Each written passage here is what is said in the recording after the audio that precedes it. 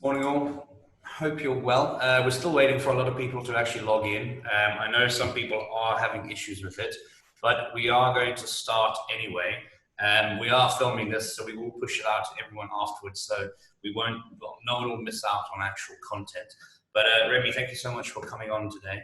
It is greatly appreciated. Thank you for taking the time. But I know today we're basically going to be discussing on how to open up your mind towards how we can bring back love and balance in our lives through food, which is well, it's a wonderful topic, and I think it transcends through any demographic and any nation around the world. So it's wonderful. Thank you so much for coming on board and actually doing that for us today. I'll pass it over to you. I will be here in the background if you need me, and we are recording this, so we can send it over to everyone after. But over to you, Remy. Thank you. Thank you so much, Simon. That was a stellar introduction. I'm happy to come in and do this session for you guys. This is something that's very close to my heart and I think can be very beneficial to a lot of people. So I just wanted to quickly start off with what we're going to talk about today. Just a second. I want to share my screen with you. I'm going to put that in front of you. Perfect. Can everyone see that? Is it good, Simon? Yeah, that's absolutely wonderful. That's fine. Okay, perfect. So we're going to start off with our topic today, which is conscious-ish eating, which again, like I said, holds a lot of value today in today's unprecedented times that we're facing. So a little bit about me. I'm Remy. I'm a doctor of medicine and also a nutritionist. I currently am the wellness specialist at New York University, Abu Dhabi. I've worked with various wellness companies in the last 10 years across UAE. I'm born and raised in the region. In my downtime, I love food. Food is everything to me, as with many people. So I love cooking, as I'm sure with a lot of you. I love dancing, and I like staying in bed with the kids and the husband. And it's perfectly working out for me right now because of the quarantine. So yeah, right now I'm hiding from my kids though, because they're quite noisy. But you can always follow me on my Instagram and my LinkedIn, and feel free to check out all the works and keep yourself updated with nutrition via all of these. And I'm going to jump right in with wishing you guys a Ramadan Kareem. This time is a very different Ramadan that we're actually facing. It is a quarantine Ramadan, but there is that whole spirit of the month that we can still live by, and that is the mindfulness that we can easily practice. So if you see, the whole thing about Ramadan is bringing in a mindset that helps you be self-reflective in your fast, and is also a emotional cleanse. So this is not just applicable to people who are actually fasting, but it's something that we as non-Muslims also can adopt. So it is that mindset that helps change everything, and whatever acts that come following that actually is comes from the background of kindness and self-reflectiveness. Now, some of the few principles I do like about Ramadan, and this is why I've put this down here, just because everyone can actually live by these kind of principles. So traditionally, when one breaks their fast, they do so with nature's own candies, like dates and apricots. They are yummy, they are delicious, and that was not the only reason why traditionally or customarily this was the go-to thing for breaking your fast, or these were the go-to food items. It's because they are nutrient dense and also energy dense. So they do give you a lot of those missed nutrients you need once you're coming out of the fast, and also accommodates for your gastric capacity because they're tiny, and they have that fuel source to give you short bursts of energy that is so important when you're coming out of the fast. So they do so with a glass of water, and then obviously dates and apricots. So that's something we can also adopt if you're a person who is intermittent fasting. If you're doing that for yourself, then that could be something that you could do. Or even when you feel that evening slump in energy, these should be your go-to, snacks rather than it being a bar of candy, because these are nature's own candies and they come with a whole lot of goodness. Which brings me to my next one, which is during Ramadan, it is always advisable, and this is something in there in traditionally they do so and start off with smaller meals and portions, because again, the gastric capacity is to, you have to take into account that, because one is coming off a fast, so the gastric capacity is fairly reduced, and if you go in with a larger meal or a larger portion, that could cause a lot of gut issues, indigestion, and one of the biggest things in Ramadan is a lot of gastric issues that come up in emergency rooms. So that's one of the principles that that possibly is overlooked, as in the last few years or so, but traditionally starting off with smaller meals and portions is one of those guidelines. And that's another thing that we could also adopt to make, grazing through the day is not ultimately a bad thing, and having smaller quality meals and smaller quality portions can also help you with your daily efforts to keep your nutrition up, especially in these times. Which brings me to my next point, which is fasting and eating with experience. So whether you're fasting or you're not fasting, that experience is so important, because when you eat with experience, you actually enjoy your food, you're more mindful about what's going into your system, and you understand that your gut can actually handle that or it can't handle that. So that connection helps those happy hormones also come out. So there's something called the gut-brain axis, which if your gut bacteria is happy or your gut digestive, the digestion in your gut is actually moving in a very smooth function, it actually helps release those happy hormones like endorphins, serotonin, dopamine, known to cause a certain sense of fulfillment, satiety, and pleasure. Right? So fasting and eating with experience is so important. And for those who are fasting, it is so important to do so with experience, because the whole point of that is to have purposeful, self-reflective nature in this entire month, right? So that's something that is so important. Which brings me to staying hydrated. Now, 60% of our body is made up of water, and it's very difficult during Ramadan, especially for those who are fasting, because it is a rigorous fast without water and without food. So you have to find that time in between suhoor and iftar where you can, keep yourself hydrated. And caffeinated beverages don't count here, because they are often diuretics, which means they actually push out water from your system. Which essentially means it is dehydrating. So you do want to bank on your fluid sources in a very, very clever manner. You don't always have to drink your water. You can always eat your water, and that happens via hydrating fruits and vegetables like watermelon, cucumbers, celery, hearty soups that can be, a part of your hydration plan. But as a rough estimate, let me just give you a very, very simple way. And this is a rough estimate, but it's a really simple way to understand what your water or your fluid requirements could be. So take your body weight and then divide that by the number 30. And that should give you the number of liters you actually require in a very rough estimate at the very minimum. So for example, you weigh 60 kilos, divide that by 30, that should be 2 liters. Now, if you're a person who does engage in high intensity exercise or medium intensity exercise or activities throughout the day, and some do even during Ramadan, it is important to stay active, although you must try and reduce the intensity given the fast. But if you are comfortable doing that, and for the rest of us who aren't fasting also, you might want to increase that amount of those 2 liters, an additional amount of 450 to 750 ml. So for example, again, if you weigh 60 kilos and you divide that by the number 30, that would be 2 liters. And if you're a person who does high intensity interval training, let's say, on a daily basis, you might want to increase that to 750 ml. So at the very minimum, you do need 2.7 liters of water. So like I said, that does not have to be measured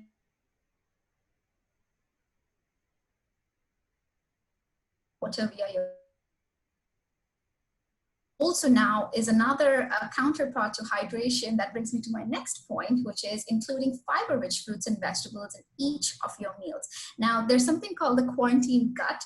That means you're not really sitting around. So all our schedules are different. It's all gone warped with this entire thing. So we might find that if you don't make an active shift in your diet to actually consciously include a lot of fiber-rich fruits and vegetables, which should be the norm pre-COVID, post-COVID, or any time, but especially right now, you might find that it might be very difficult for your general digestive health, and especially during Ramadan, where the window to eating is in Sahur and Iftar. You do want to capitalize on all of these points much more with much more focus to help you with your digestion and help with the purpose of the month and taking care of your own wellness, so you can take care of other people's wellness too. That brings me to our plate design. So generally speaking, you do want to keep your plate portion-wise in this manner. Now, we often advocate, or I myself often advocate, a balanced lifestyle. Now, balance also, another thing is, it's very different for each one of you, right? So balance is a very, very subjective term. It cannot be generalized, but from a starting point of view, if you want to start somewhere, you do want to capitalize on having half your plate filled with fruits and vegetables, because they are fiber rich. They are also, you're eating the colors of the rainbow essentially. So the more deeper the color, the more deeper is the phytonutrient, or the plant nutrient and the plant chemicals that actually act as antioxidants and a whole lot of other functional foods that can help with normal functioning of your body. And then 50% of that plate, you want to split up in, let's say 25% of that plate in basically protein sources from plant-based, animal-based, and also combinations with that with the carbohydrates. So you do want to see all of these things are balanced out. In that sense.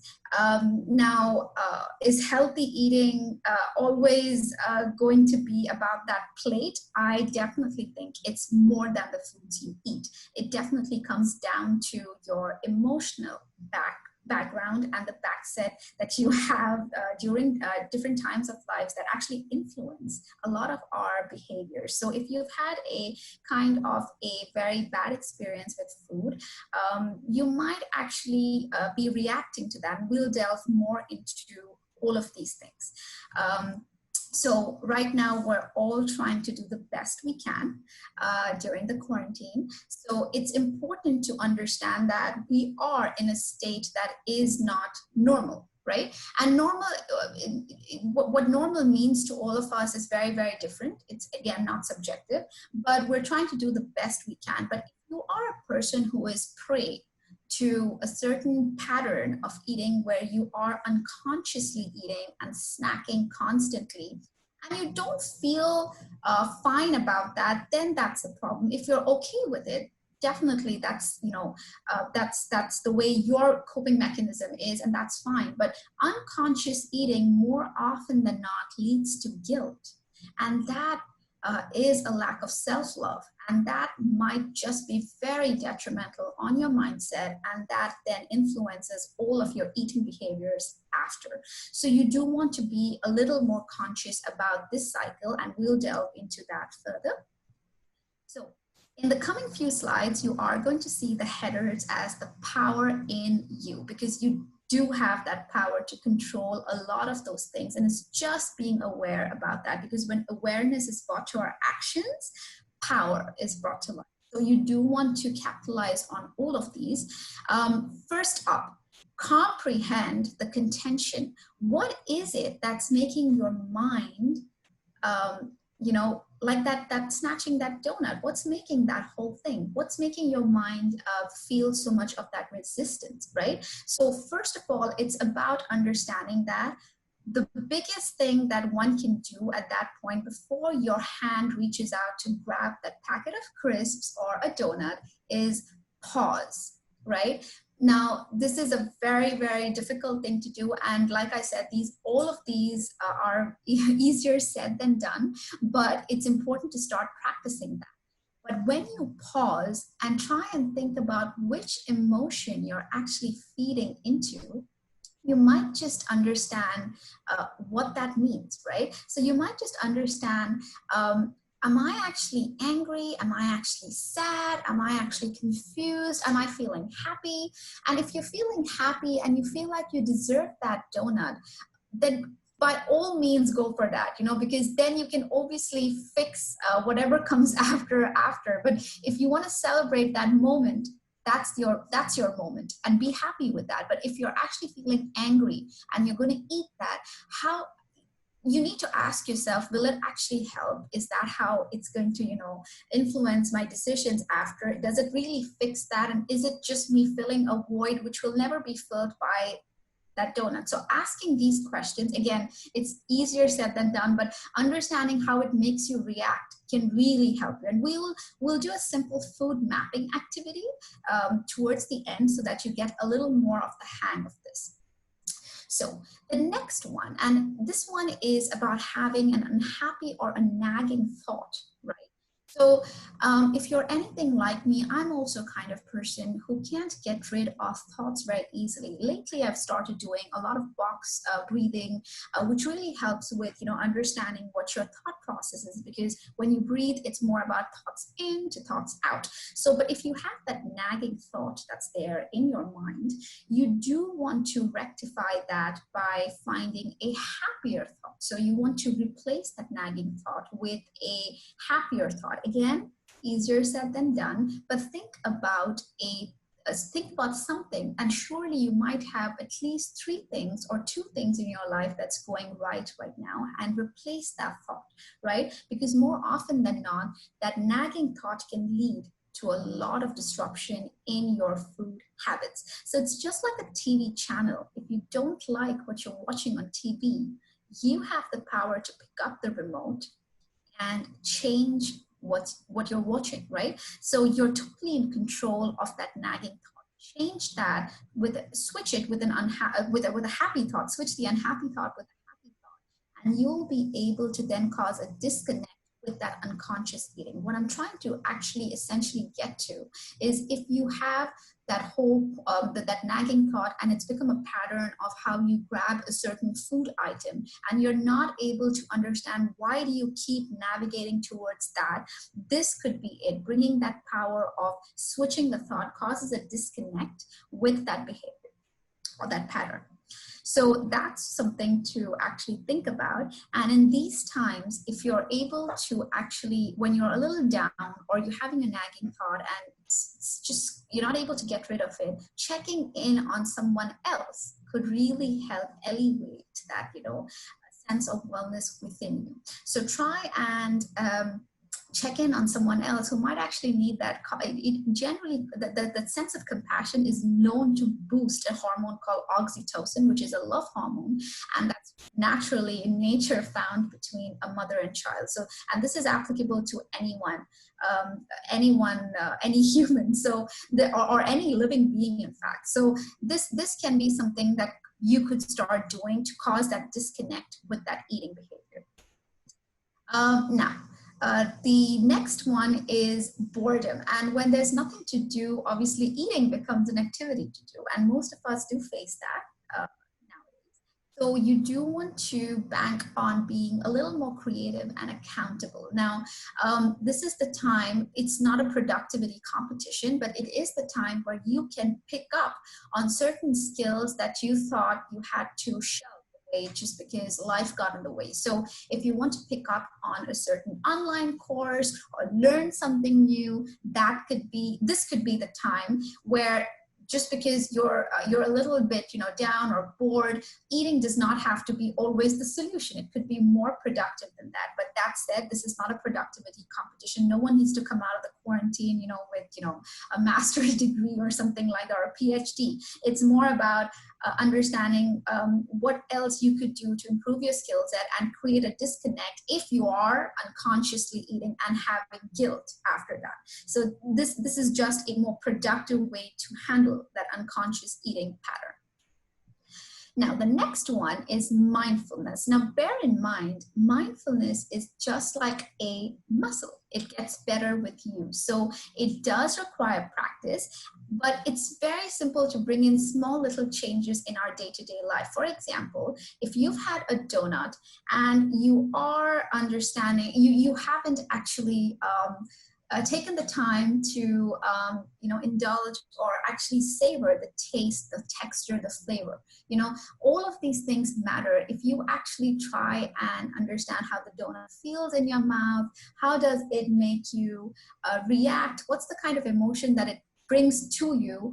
The texture, is it the softness, is it the crispiness, whatever be the texture of the food. If you're actually mindful about that, that helps you not crave for the food the next time. And what I'm trying to essentially get at is, for example, you say, I'm craving a donut. It may be because the last time the craving for the donut was not essentially satisfied by your brain, because you didn't really experience that in the moment. So it's not really, there was no satiety value to that. This is why you're craving it for the next time, because your brain wants to, experience that. So it's more about bringing that mindfulness, which brings that love back. So again, eat the churro, eat the chocolate, eat the donut, but experience it so that you understand what is that behavior that's actually leading to that. And that would actually start reducing the guilt, and it would increase your self-love toward yourself, right? So that's essentially what self-love is. So you do need to bring back that mindfulness in small little things in your day-to-day life if you are facing unconscious eating that leads to guilt.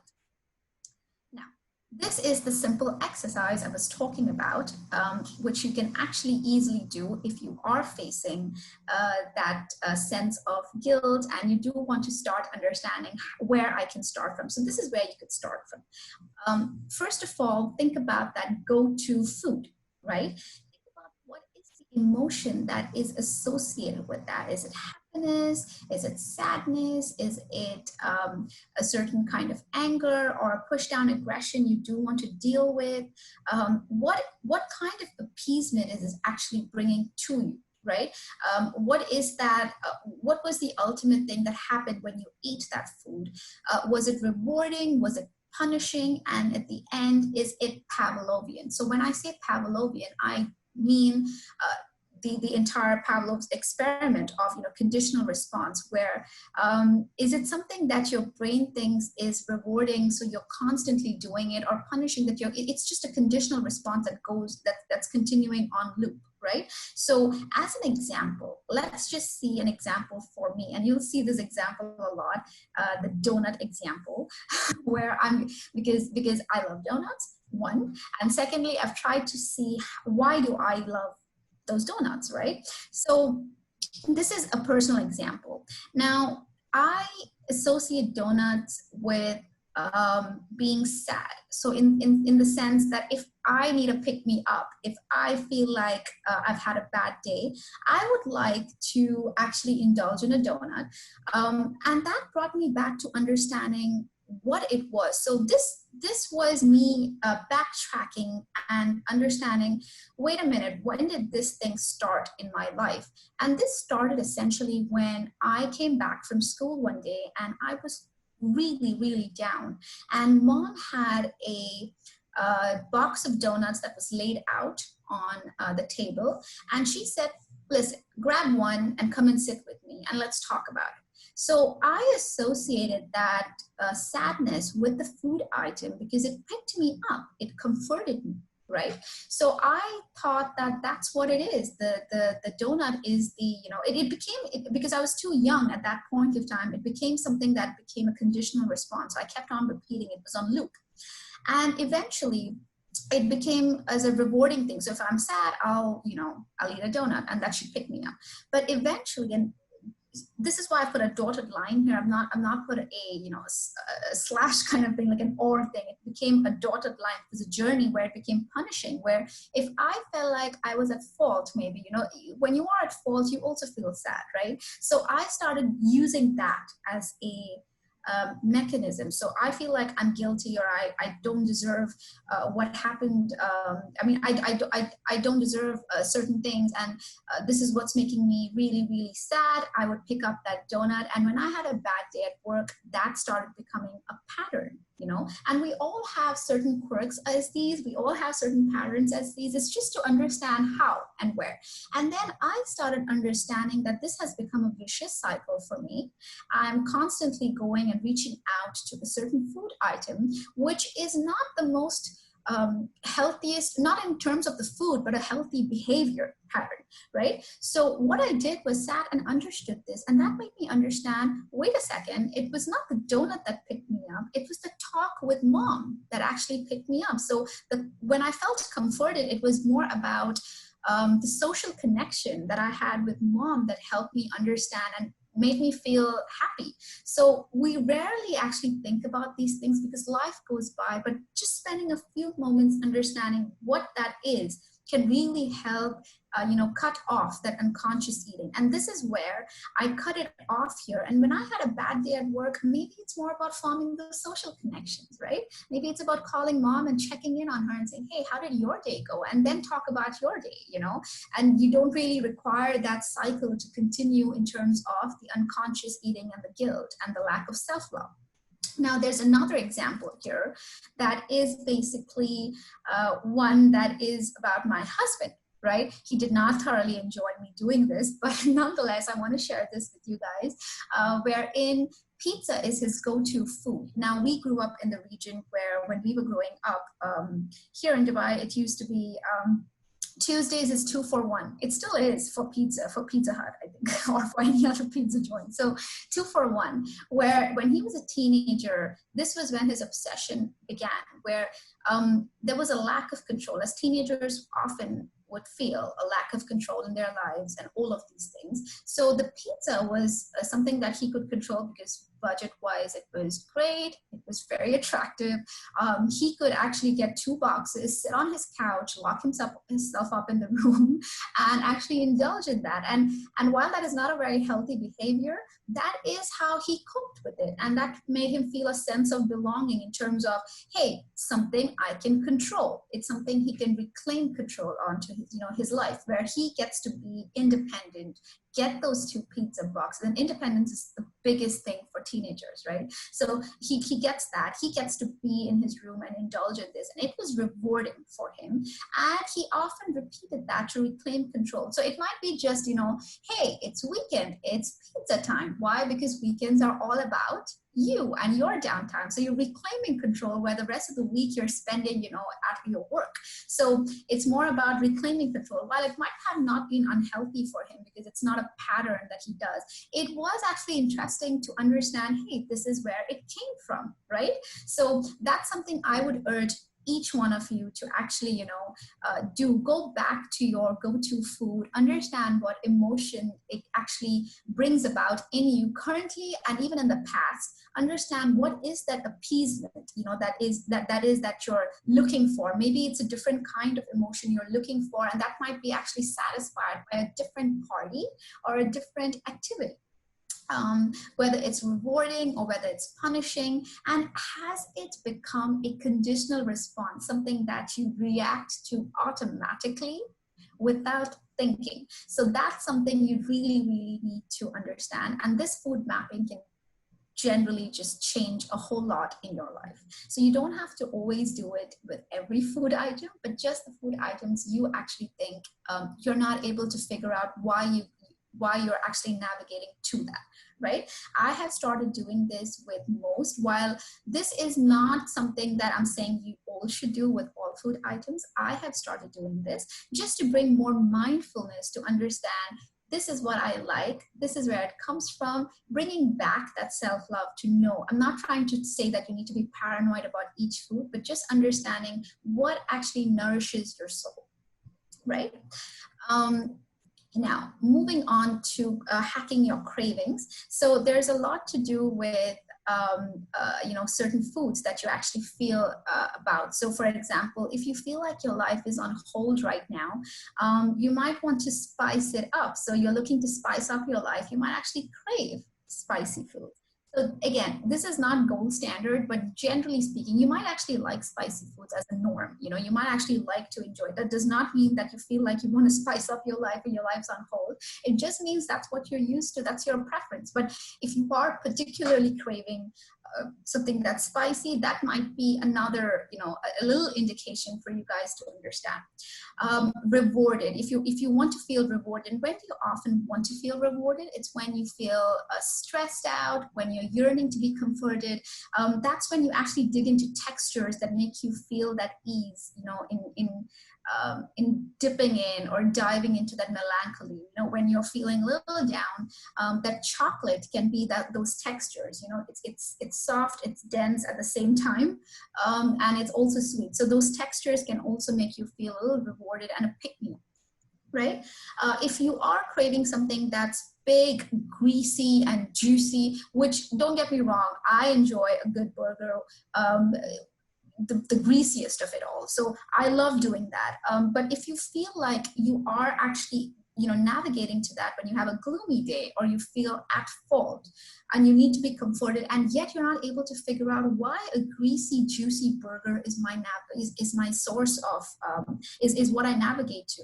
It might be because you're trying to punish yourself because you feel at fault. You feel like, hey, you know what? I don't deserve this. I just deserve something that's greasy. So while that's not the worst thing, maybe sometimes you do need to feel that, because we're all human beings. We need certain things, to help us get through the day. Maybe it's not the best feeling if it leads to guilt. So understanding that can really help cause a disconnect there. And again, these are cravings, right? We're talking about cravings. Now, if you feel like you're craving for a bag of crisps, right? So the entire thing is about opening that packet, digging into something that's crunchy, that, you have to crunch down. It might just be a little bit of that push down aggression and reclaiming control on your life, right? You want to gain that control back. So it might just be an emotion of a shade of anger that you might be experiencing. Again, this is not gold standard. You might want a bag of crisps just because you want a bag of crisps, but it's something for you to understand whether you're craving it just because it's push down aggression that needs to be dealt with, and that's what's causing a whole loop of guilt and lack of self-love. Then that's, something to address. Okay. Now, in the spirit of the month of giving, since we are all in Ramadan, I thought there are certain activities, or there are certain things that are so superb about this month that can help us tie this entire experience back in. So it is a time to obviously reflect and hone on our mindfulness, and this is what we talked about in the last few slides, but it's also a time to practice gratitude and say thank you. Now, why I've put all these down is because these generally have the power to change your emotion and obviously translate into your food habits, further. So if you actually practice gratitude, you actually think about 3 things you are thankful for. That is what I was talking about, the nagging thought, and switching that to with a happier thought. You can actually say thank you and, switch that and cause a disconnect between your eating patterns, right? If it's also a time to virtually connect, because we are in a virtually connected environment right now. So it is time, this Ramadan, it's time to connect with your loved ones virtually this time, and also with long lost friends to check in on them and maybe even share a meal in spirit virtually, right? So that can really help in, again, switching that emotion. So checking in on someone, sharing it with your family, sharing it with friends, sharing it with loved ones nonetheless can really help you create a certain experience with your food. So you eat with experience and you understand why you actually enjoyed that food, because maybe you shared a food with someone that you absolutely adore. right? So it brings back that experience in your life. It is also, this month is a time to organize and declutter our living space. So it is a time where you're able to bring a whole new perspective as to what you hold at your, what things in your house you actually hold a certain attachment to, and how easy it is to let go. And that then translates into your eating behavior, right? So once it's, so I love these concepts of Ramadan, where there are certain things that can really help us also evolve, and, with a lot of self-growth. So if you follow Marie Kondo, you know how she organizes things, and she keeps things just so that you can understand a whole new perspective and bringing clarity in your life. So this is the time to, organize, declutter, reorganize, understand, what does that lamp in my house hold value to me? Why is it that I'm not letting go? Maybe I should just give this off to someone, who needs it, who's more deserving of something that I probably don't need in my house, right? So it's a time to do that. When you self-reflect, then you start reflecting into, your eating patterns and all the other aspects in your life that can generally uplift your well-being. It's also a time to enroll in virtual volunteering programs in the region. So you have a lot of things that you can virtually do. You don't have to necessarily go in there, and you can still get your you roll up your sleeves and get elbow deep into volunteering. I've put on those links there. You're set up in a country that's so amazing that you can actually volunteer your time and efforts into these things. Now that brings me to learning something new. Like we mentioned, this is not a productivity competition, but it does help in getting more new knowledge, in helping you navigate to a better space in life, and also replacing boredom with being more creative, right? So Ramadan is that time. So it's a great time to actually start practicing all of these when we are in quarantine, and also since the principles of Ramadan is so much more about gaining certain knowledge. Knowledge is power. So learn a wholesome recipe, take up knitting if you will. Learn an online course, or even a new language that can really help hone your own wellness, right?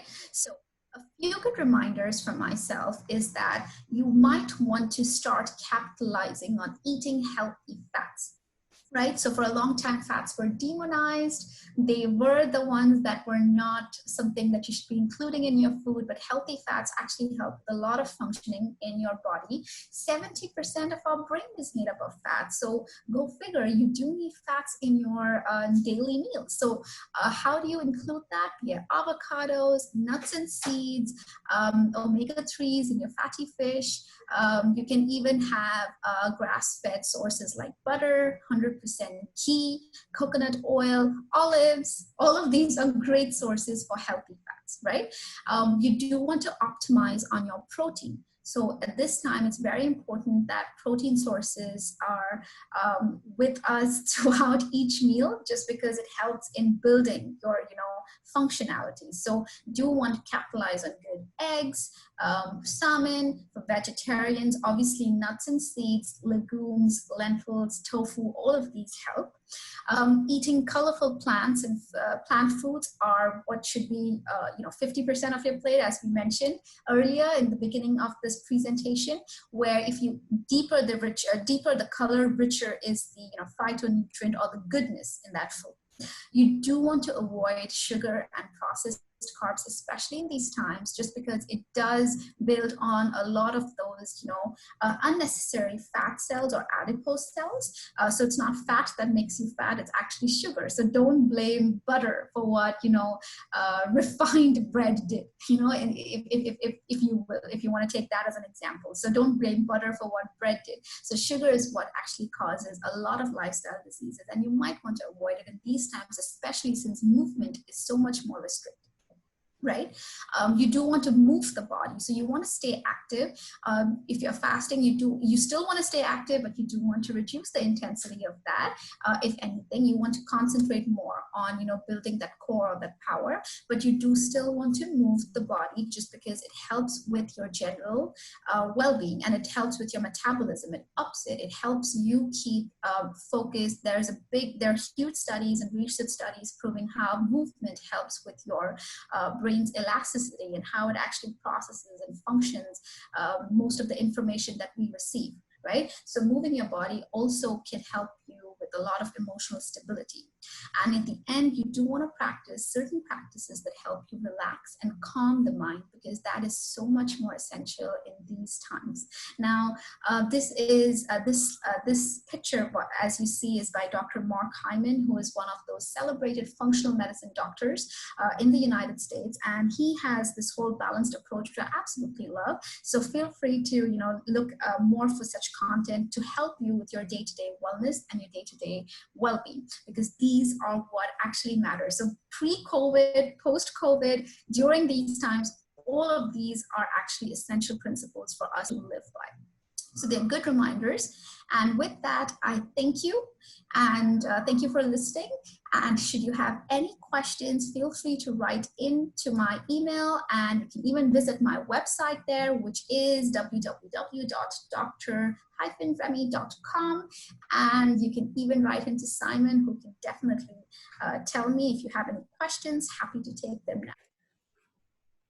Wonderful. Thank you, Remy. That was really good and really informative. I know I definitely took away a lot from that, and realized some of the bad things I'm actually doing. But it was really good. Thank you so much again. It was really, really good. Thank you.